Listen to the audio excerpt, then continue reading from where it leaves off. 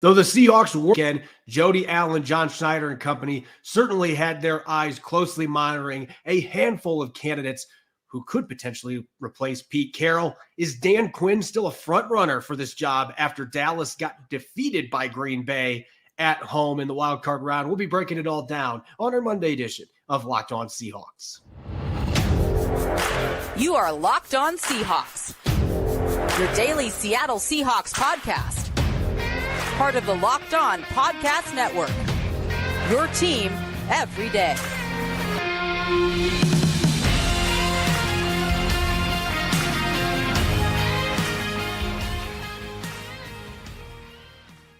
Greetings, 12. This is Corbin Smith, host of the Locked On Seahawks podcast, your daily Seahawks podcast, part of the Locked On Podcast Network, your team every day. Glad to be joined here for this Monday episode by my co-host in crime, Rob Rang. And a special thanks to each and every one of the 12s out there. Thank you for making Locked On Seahawks your first listen 5 days a week. We greatly appreciate it. The Seahawks were not playing in this weekend's wild card round, unfortunately, but that doesn't mean that these games didn't have high stakes. For Jody Allen, John Schneider and company, we're going to be checking out an in-depth look at what went down in these wildcard games for some candidates that have been linked to the Seahawks. Then we're going to tackle your questions in our Monday mailbag and a coach profile on maybe the most popular coaching candidate out there on social media, Mike Macdonald of the Baltimore Ravens, their dynamic defensive coordinator. Jam-packed episode coming your way courtesy of Game Time. Download the Game Time app, create an account, and use the code LOCKEDON for $20 off your first purchase. Now for your lead story here on our Monday edition of Locked On Seahawks. There's still 2 wild card games remaining today, but the first 4 games in this weekend slate to open the playoffs, there were plenty of ramifications for the Seahawks, even though they weren't playing this weekend, didn't make the playoffs with Pete Carroll out after 14 seasons as head coach. Several candidates for that coaching job were trying to further illustrate why they deserve that job this weekend in the wild card round. And certainly some mixed results for those that have been linked to the Seahawks. And Rob, I think we got to start with the name that everybody's been talking about since yesterday's debacle at Jerry World, giving up 6 touchdowns to the Green Bay Packers. It was the most defensive points allowed in a playoff game by the Dallas Cowboys. Maybe not the look that Dan Quinn was hoping to have heading into interviews for his second head coaching job. Yeah, I think that's an excellent point. It's going to be very difficult to make a strong argument for Dan Quinn, given how disappointing the performance was by the Dallas Cowboys, especially on the defensive side of the ball. Now, there were some problems on offense, of course, as well. But this was a squad that I don't think anybody anticipated the Green Bay Packers are going to be able to come into Dallas and be able to perform as well as they did. Both the quarterback Jordan Love as well as the Green Bay running attack were absolutely dominant in this football game. So it is a disappointing performance for the Dallas Cowboys defense. Now, how much of that blame really should be placed on Dan Quinn? That's, of course, what, John Schneider, Jody Allen, et cetera, are going to have to determine. Were the Dallas Cowboys, perhaps reading some of their own press clippings? I think that is an argument that maybe you can make for the head coach, Mike McCarthy, maybe even the owner, Jerry Jones, of the Dallas Cowboys, rather than just Dan Quinn. But, it's not just about Dan Quinn from a Dallas perspective. I think that Brian Schottenheimer, the offensive coordinator, has been somebody that, we should be also focusing as a possible Seahawks candidate from that particular football game. And, while the Dallas Cowboys, the entire squad right now is, wondering what's going to happen moving forward, I think that we could also switch our attention to the more positive side, like what Bobby Slowick and the Houston Texans and the way that they performed in a very impressive victory against the Cleveland Browns, one of the more formidable defenses in all of the NFL, and the way that their rookie quarterback CJ Stroud, absolutely dismantled the Cleveland defense. Then I think that there are going to be some other more offensive minds out there that could be taking over that mantle as perhaps the logical candidate for where the Seahawks might be going in the future.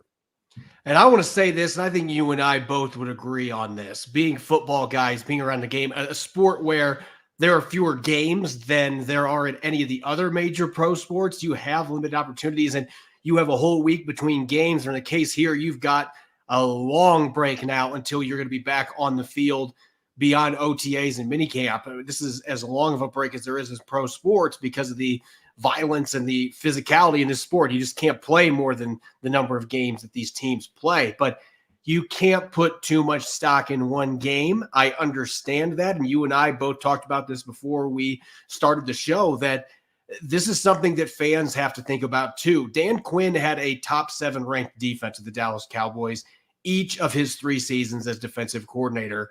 You can't forget about the resume. Obviously, that is a much bigger sample size than one game. Give credit to the Green Bay Packers and to Jordan Love. I don't know if there's been a quarterback that has improved more since the beginning of the season to now than Jordan Love. He is dicing opponents up. He's playing with great confidence. And that's a credit to LaFleur, the head coach. He's doing a great job putting his quarterback in position to succeed. And Dan Quinn's not the one that's missing tackles. Dan Quinn's not the one that's blowing assignments. Now, obviously, that goes back to preparation too, but that has not been an issue for this defense all year round. So you're wondering what happened in this game outside of just the normal practice week that caused this defensive performance to happen the way that it did. So I will say that look, you also have to view the resume. And I don't think that Jody Allen and John Schneider should just look at this one game and say, you know what, Dan Quinn isn't worth interviewing for this head coaching job. At the same time, in a game of this nature, to give up 6 touchdowns to a Packers offense that's been middle of the pack all year in your home stadium, you also can't ignore it. So I think that both those things can be true. Look at the entire resume, but also don't ignore what you just saw out there. And I think it is going to have some negative impact on Dan Quinn's ability to get a head coaching job. Do I think he still gets one? Yeah. But from Seattle's perspective, I certainly think it opens the door back up for more candidates to really get a close look. And maybe Slowick is one of those candidates that his name hasn't been thrown out there yet report-wise. But if they're going to be looking for a young offensive-minded coach, which there's been some murmurs that's what they would like to bring in, then certainly Slowick, what he did against the Cleveland Browns, getting that offense rolling, 45 points. Now, 2 of those touchdowns came on defense, but still more than 30 points against that Cleveland Browns defense, averaging 8.1 yards per play, 13 yards per pass attempt. Having CJ Stroud certainly helps. The kid is a dynamic rookie quarterback that has exceeded all expectations this year, but still give the OC credit too. They had the better running game in that game, and the way that he had the scheme set up for his quarterback to succeed against a defense that was number 1 in yards allowed this year, Rob, that is incredibly impressive. So same idea. You got to make sure you look at the entire body of work, but his entire body of work this year is pretty darn impressive. And what they did on Saturday, that is probably the most impressive thing on his resume now. Oh, it certainly is, at least in my opinion. And I'll give you another aspect about both Slowick as well as Dan Quinn that, to your point that you made before about keeping the resume in mind rather than playing the recency bias kind of game. I think that we just live in a society now, Corbin, where it's very much what have you done for me lately? And, again, one of the things that I was so very impressed with Dan Quinn, in particular with this season, is the fact that the Dallas Cowboys lost, arguably the best big play cornerback in all of the NFL as the season began in Trevon Diggs. And then, in large part, at least I'm attributing a large part of it to Dan Quinn. Deron Bland emerged as that dominant player. He was a good player a year ago for Dallas Cowboys, but he emerged as an all-pro this season. That, to me, is one of the things that's really intriguing about Dan Quinn, is that he does have a track record of guys just absolutely blowing up in his system. You go all the way back to his days at, with the Miami Dolphins and Nick Saban when he was a defensive line coach. Jason Taylor was the defensive player of the year. I mention that because going back to Bobby Slowick, one of the things that really impressed me, again, what the success that CJ Stroud, the quarterback, had as a rookie is incredibly impressive. But also another rookie that went down about mid-season for the Houston Texans, Tank Dell, an absolutely dynamic speedster. When they lost Tank Dell to an injury, the Houston Texans offense just kept humming. And again, that is a testament to the Texans coaching staff, their talent. But Slowick in particular, I think that if Dan Quinn is going to drop a little bit due to wild card weekend, then I think that Slowick definitely is jumping up a spot or two based on the success that his club enjoyed. I think that we can all agree that there's probably going to be too much stock put in one game with all these candidates, but that is part of the process. You are looking for guys that can become your head coach, that can take you to the promised land. You're looking to win championships. So if your team gives up 6 touchdowns on defense in an upset loss at home, that is certainly a major red mark on your coaching resume. If you go in against one of the top defense in the NFL, Cleveland Browns, and you put up 30 plus points on offense against them the way that the Texans did, that's certainly going to be a positive feather in the cap on Bobby Sloak's resume. And so that's how this goes. And if you can lead your team to a really deep playoff run, if you're Houston, Sloak can sign any check with the teams out there that are looking for head coaches. So I think both these guys still very much remain on Seattle's peripheral, on their radar. But I think that this loss for Dan Quinn and the Cowboys may have much more impact even than what Sloak's win over the Cleveland Browns does in terms of his resume, where he stacks up with other candidates available in this year's coaching carousel. Up next, we're going to tackle your questions in our Monday mailbag. Don't go away. You're listening to the Locked On Seahawks podcast. This episode is brought your way by Game Time. If you've ever been in the hunt for sports or concert tickets in the last minute, the process can be anxiety-provoking. Buying tickets to your favorite events shouldn't be stressful and make you want to rip your hair out. Game Time is the fast and easy way to buy tickets for all sports, music, comedy, and theater near you. And with killer deals on last-minute tickets and their best price guarantee, you can stop stressing over the tickets and start getting hyped for the fun you should be having. If you're wanting to see a cracking game in downtown Seattle using Game Time's awesome flash deals feature and a detailed stadium map, you can find awesome seats for $120 right now, and it's super easy. You can forget about planning months in advance. Game Time has deals on tickets right up to the day of the event, and with their Game Time guarantee, you'll always get the best price. If you find tickets in the same section in a row for less, Game Time will credit you 110% of the difference. Snag the tickets without the stress with Game Time. Download a Game Time app, create an account, and use the code LOCKEDON for $20 off your purchase. Terms apply. Again, create an account, redeem the code LOCKEDON for $20 off. Download Game Time today. Last minute tickets, lowest price guaranteed. This episode is also brought your way by Jace Medical. I know we come to sports to escape from some of the crazy realities of real life, but can we just talk for a minute about preparing for real life? According to the FDA, pharmacies are running out of antibiotics like amoxicillin, and that is scary. I can't imagine a more helpless feeling than if my wife or one of my family members got sick while a supply chain issue kept them from the life-saving medication they needed. Thankfully, we'll be okay because of Jace Medical. The Jace case is a pack of 5 different antibiotics to treat a long list of bacterial illnesses, including UTIs, sinusitis, respiratory infections, skin infections, among others. This stuff can happen to any of us, but with Jace Medical, you can take care of any of these issues when they crop up. Visit jacemedical.com and complete your physician encounter. It'll be reviewed by a board-certified physician, and your medications will be dispensed by a licensed pharmacy at a fraction of the regular cost. It's never been more important to be prepared than today. Go to jacemedical.com and use the offer code LOCKEDON to get $20 off your order. Welcome back. You're listening to the Monday edition of Locked On Seahawks. I'm your host, Corbin Smith. Glad to be joined, as always, by my co-host in crime, Rob Rang. And a special thanks to each and every one of the 12s out there. Thank you for making Locked On Seahawks your first listen 5 days a week. We greatly appreciate it. It's time to open up our Monday mailbag, and we got tons of questions from you, the valued 12s that listen to our show 5 days a week. Let's get to those questions, Rob. And the first one here, a multi-question segment here coming from Mama Maliak on Threads, wondering how much you think the culture feel of the team will change with Pete gone. Is how much of the Hawks on Schneider picking? How much is Pete Carroll coaching? How much is Seattle brace for a change of vibes?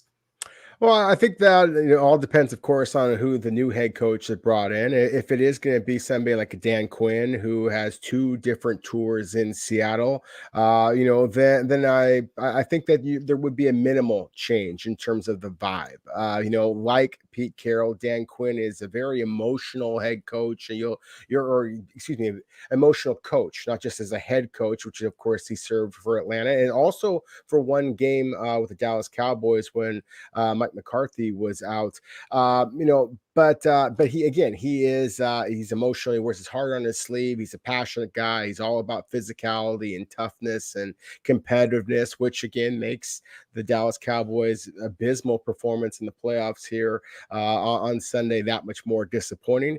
But I think that if you went with an entirely different direction with a new type of head coach, maybe you're going to have somebody who's a little bit more kind of buttoned down in that approach. But I do think that the general culture of the team is not just Pete Carroll. As great of a coach and as great of a leader as I think that Pete Carroll is, I think that it is something that John Schneider has also brought in. The fact that he and his scouts kind of made a little bit of a joke about it, and they wore these uniforms that kind of symbolize that they're the hard workers. They're the guys in the shop working overtime, looking for tough guys with the big anvil messages and things like that. There is going to be, I think, a recommitment to physicality, to toughness, to competitiveness. I don't think that just because Pete Carroll is no longer head coach of the Seahawks that the club is going to forget that is how you get bigger, stronger, faster, and win.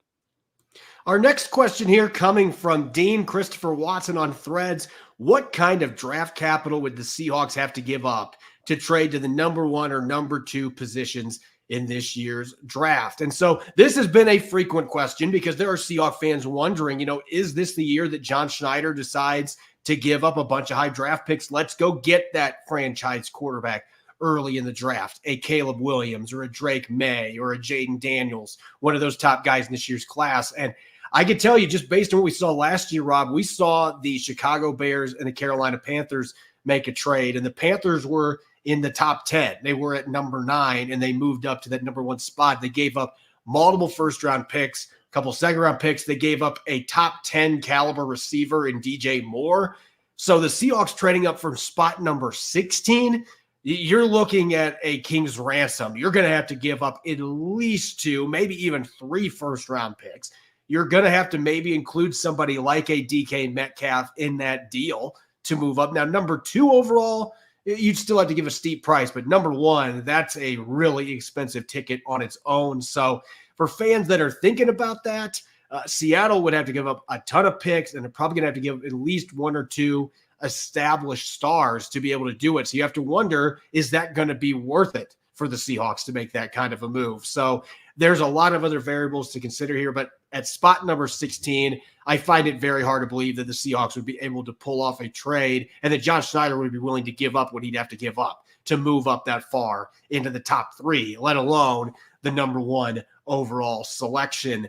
Next question here from Rob. Do you think John Schneider has been wanting a young QB for a while and it was Pete who always was against it? And this is coming from Gabe King 64 on X. I don't think that it's as simple as just one guy wanted a quarterback and another guy didn't. I think I really do believe in what Pete Carroll has said in his, post Seahawk season or Seahawk career as head coach press conference, when he basically said that, this was a marriage between he and John Schneider. I think that both men would have preferred to have a young superstar quarterback developed in the wings. But at the same time, if you did make that investment in a young quarterback and he was that good, everybody would see it, and it would damage the relationship that you already had with your starter, whether that had been Geno Smith or Drew Lock or Russell Wilson years ago. I think that this was more the philosophy of the Seahawks brain trust, Carroll, Schneider, et cetera, that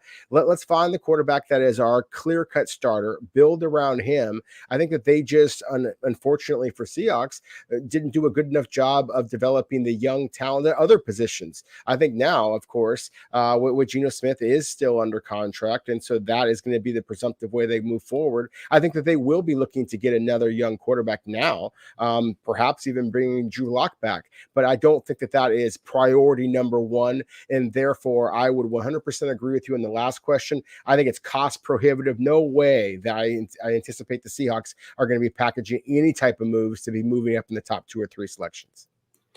Our next question coming from Jack Ryder Paris on Threads. Will the Seahawks continue to ignore the trenches in the draft and add skill position players and running backs in early rounds way above their positional value? So I'm going to punch back a little bit at this question just for a couple of reasons. One, saying that the Seahawks have ignored the trenches, I don't think is accurate. You picked Charles Cross with a top 10 selection a couple years ago. You also drafted Abraham Lucas in the 3rd round, a guy that had a 2nd round grade for a lot of people. You got him in the 3rd round.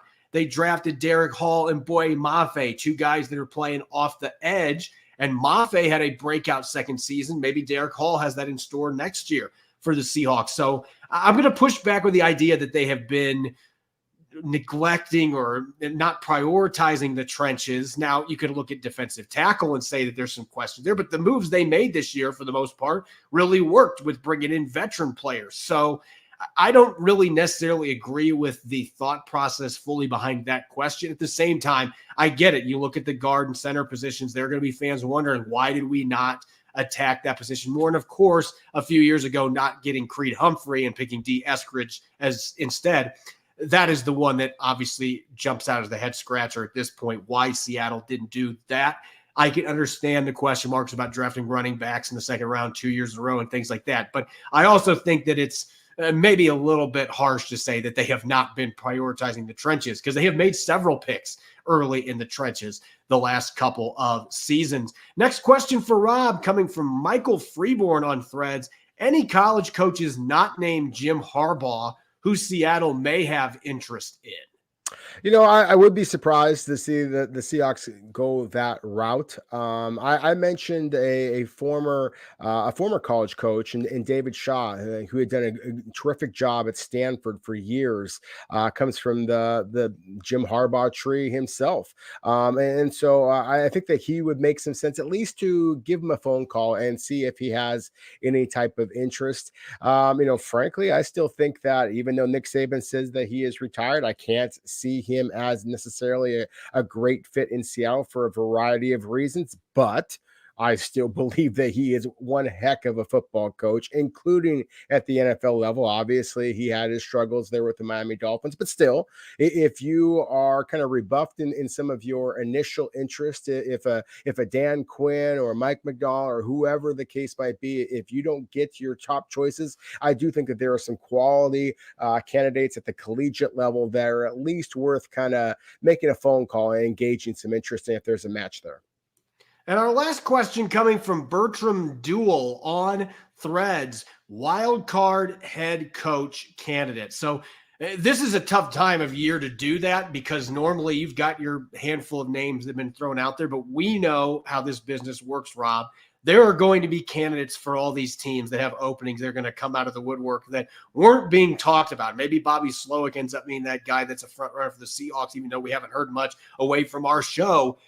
I'm going to mention the offensive coordinator for the Miami Dolphins as my wild card here. Now, I know that the Dolphins just went to ice cold Kansas City and the offense struggled mightily. They put up just 7 points, but still, I think that Frank Smith has done a fantastic job there. And he's also got a really interesting resume when you consider he was an assistant offensive line coach for the New Orleans Saints in a 5-year span. They ranked 3rd in the league for fewest sacks given up during those 5 years that he was on the staff. He's been a run game coordinator before with the Chargers, and the Chargers were near the top of the league that year in sacks that were not allowed. They were one of the least sacked teams, and that was with Justin Herbert in the lineup. I mean, the track record that he's got with these teams he's been with is pretty impressive. So if you're looking for a guy that's got an offensive line background that could make some sense, that's been with several teams and learned under several different types of coaches, and he's coming from Mike McDaniel's coaching tree now,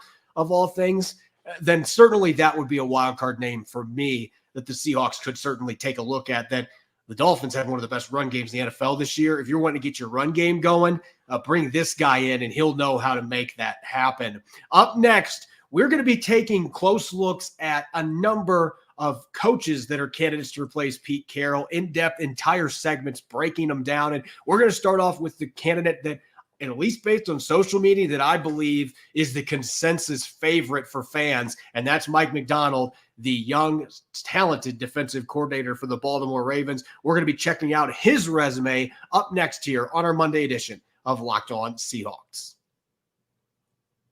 The NFL playoffs are officially underway, and there's plenty of time to get in the action with FanDuel, America's #1 sportsbook. Right now, new customers get $150 in bonus bets with any $5 moneyline bet. That's $150. If you've been thinking about joining FanDuel, the playoffs is the perfect time to get in on the action. The app is so easy to use. There's a wide range of betting options that you can find in the Parlay Hub, including spreads for all of the wildcard games, player props such as the number of touchdown passes by Mason Rudolph for the Pittsburgh Steelers, over-unders, and much more. Visit FanDuel.com/lockedon and make your first bet a layup. FanDuel, official partner of the NFL.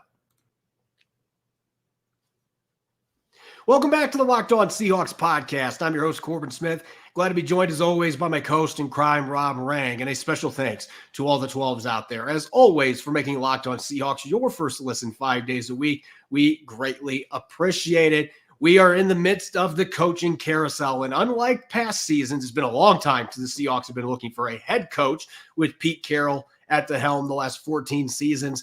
They are looking for his replacement. There are a number of exciting names that have been floating around out there.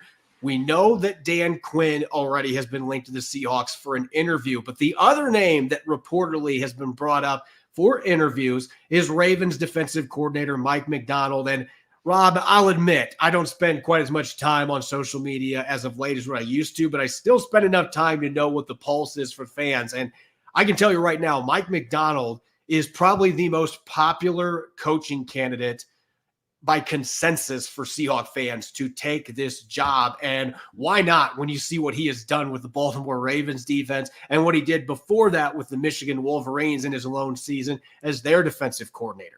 No, you make an excellent point. I think that there's a lot of reasons why people should be very excited about the possibility of Mike Macdonald as a head coach. If you're looking for that Sean McVay or that Mike Tomlin, that Kyle Shanahan, a coach that just kind of just wows people in terms of just his football acumen. It feels like the career ascent is just absolutely kind of skyrocketing at this point. Then 36-year-old Mike Macdonald, defensive coordinator, as you said, Corbin, of the Baltimore Ravens. Last year, 2021, he was defensive coordinator for one season of Michigan, got $1 million to go there after previously being a defensive backs coach and several other different positions that he held in Baltimore. So kind of like Dan Quinn in Seattle. Quinn, of course, had been in Seattle, left to coach of Florida, came back to Seattle with Pete Carroll after previously being here with Jim Moore Jr. That's the thing with Mike Macdonald that he did in Baltimore. He actually kind of started his college coaching career at the University of Georgia. So we're talking about Georgia, Baltimore, Michigan, and again, the Baltimore Ravens. And the Baltimore Ravens defense, Corbin, was the best defense, the most sound, all-around football team I saw all season long, at least going up against the Seahawks. But the defense, what they did this year is very similar to the defense that the Seahawks had, of course, when they won the Super Bowl back in 2013. The one, again, that was coached by Dan Quinn. I keep mentioning Quinn because I think there's some parallels here with just the dominance of the defense that both of these men presided over. You got to consider this season, the Ravens defense finished the regular season leading the league in points allowed per game, 16.5 points per game, in sacks with 60, and in takeaways with 31. Corbin, that's never happened. There's never been one defense that's led in those three categories, points per game, sacks, and takeaways in the same season. That's exactly what Mike Macdonald has led the Baltimore Ravens to this season. Now, he walked into a terrific situation now. There's no doubt the Baltimore Ravens are supremely talented. Their head coach, John Harbaugh, I think is one of the 5 or 10 best, 5 or 6 or 7 best in all of the NFL, certainly among the absolute elite coaches. Of course, already has his first Super Bowl trophy, and I think that they're the odds-on favorites to win a second one this year. But again, a big part of that is Mike Macdonald. He has had incredible success everywhere that he has gone. And again, there was a question before about, will the Seahawks change the culture if there's any changing of the culture with Mike Macdonald as the Seahawks head coach, I think it's just going to be that much more physical, that much more perhaps multiple on the defensive side of the ball. And I kind of like the continuity. We all know that Pete Carroll kind of cut his teeth as a college coach or NFL coach and made his way with his expertise on the defensive side of the ball and specifically in the secondary. Same thing with Mike Macdonald here. A lot of linebacker and defensive back coaching expertise. And so again, considering the talent that the Seahawks have already invested in the secondary, considering they're going to be making all kinds of changes, presumably at linebacker when you have your top three, Wagner, Jordan Brooks, and of course, Devin Bush are all free agents entering this next season. So you're going to potentially have some transition at the linebacker spot. Mike Macdonald makes an awful lot of sense in a lot of different ways. Yeah, I'm glad you mentioned that there are some parallels with Dan Quinn in the way that he coaches his players and the results that you saw in terms of dominance on the field from Dan Quinn's defenses in Dallas up until this wild card matchup that we talked about. But top seven defense, for the last 3 seasons. And then the Seahawks obviously were number 1 in points allowed both years that he was defensive coordinator. They made the Super Bowl both the seasons, an immensely talented group. I want to give Mike Macdonald a little bit more credit, though, because consider that he came back after 1 year at Michigan because the Ravens moved on from Wink Martindale. The Ravens defense was rough in the 2021 season. Even by their standards, it was extremely poor. And they decided it was time to move on from a coach who had a lot of success earlier in his time in Baltimore. And I think Wink Martindale is a defensive coordinator, but it was time for them to change things up. And what Mike Macdonald has done is he has just reaffirmed that physicality and that dominance that we have seen from the Ravens defense for most of their franchise's history. That is what they've cut their teeth with. Great running game and the ability to stuff teams with a really good defense at all 3 levels, an aggressive defense. But I want to take a few of the misnomers about Mike Macdonald, this Ravens defense out there, and I want to kind of disprove them a little bit because one of the things I've seen a lot of fans mention is that, well, he's totally different from Pete Carroll in a sense. He blitzes all the time. Well, that's not necessarily true. If you're looking at the blitz rates, the Ravens were actually 16th this year in blitz rate at 28.1%. It went up a tick on passing downs, but they were still in the middle of the pack. They were also in the middle of the pack in stunt rate. What really makes it look like the Ravens are blitzing a lot, though, they were 3rd in the NFL this year in what are called simulated pressures. And we've talked about these time and time again on the show. But to explain for our listeners that don't know what simulated pressures are, it's when you are sending defenders from the 2nd and 3rd level, so linebackers, corners, safeties, you're blitzing them, and then you're dropping somebody from the defensive line back. So instead of you blitzing, sending 5 or more players, you're still only sending 4 rushers, but at least one of those rushers is coming from another level of the defense, and that creates some havoc for the offensive line with their pass protection calls. The Ravens are masterful at running simulated pressures, and they do it all the time. Again, 3rd most sim pressures this year, according to Pro Football Focus. So that's a major change from the Seahawks. The Seahawks, the last few years, and really most of the Pete Carroll era, that has not been a big part of their defensive toolbox. And even from a coverage standpoint, you are looking at a much different style coach than what Pete Carroll or Dan Quinn are, guys that cut their teeth with cover 3 and a lot of middle field closed concepts. The Ravens were in the top 10 in both cover 4 and cover 6 with 2 safeties back deep. Also ran a lot of cover 0, 3rd most in the NFL this year. That's not something we saw very much at all from Pete Carroll during his 14 years as the coach. Cover 3, the Ravens were ranked 29th. The Seahawks have always been near the top of the league in cover 3 usage. So you're talking about schematically a much different coach that doesn't blitz near as much as what a lot of people realize, but there's still a sense of aggression there that comes from the simulated pressures, the different types of looks they bring in their scheme. And that, I think, is another reason that Seahawks fans are really excited, because many Seahawks fans just want to see something different. And Mike Macdonald would bring that from a schematic perspective. No, he certainly would. And, to me, one of the things I always look at is I look at the personnel and how have they either masked some of the deficiencies of some of their personnel or or perhaps, really taking advantage of some of the unique skill sets that they have. Now, the Baltimore Ravens, again, have a roster that is filled with very physical, tough guy kind of players. But, what we've seen in terms of just breakout campaigns, for example, on a defensive lineman like Justin Matabuke this season, the safety, Geno Stone. I remember when the Seahawks played the Ravens, we talked about Geno Smith, obviously Seattle's quarterback, against Geno Stone, one of the more playmaking safeties in all of the NFL this past season. And after the game in which Geno Smith threw an interception to Geno Stone, and Pete Carroll himself basically kind of characterized it, that it was almost like a punt. I mean, it was just like we threw another one up to him, and he was in the right place at the right time. There's a reason why he's in the right place at the right time. It's because of the multiple defense. It's because of those simulated pressures that you referred to, Corbin. It put Baltimore's defensive players in positions to make big plays. So again, that's one of the attributes I think that Mike Montgomery brings his squad, is that he has, he is just a very good X's and O's coach that is able to take the specific skill set of his players and be able to put them in positions where they can make game-changing plays. And obviously, the success that he has had, again, at Georgia, at Baltimore, Michigan, and then back with Baltimore, an awful lot of victories against high caliber competition. That is absolutely why I think the Seahawks are, and every other NFL team, frankly, is going to be knocking down the door of this very young, talented football coach.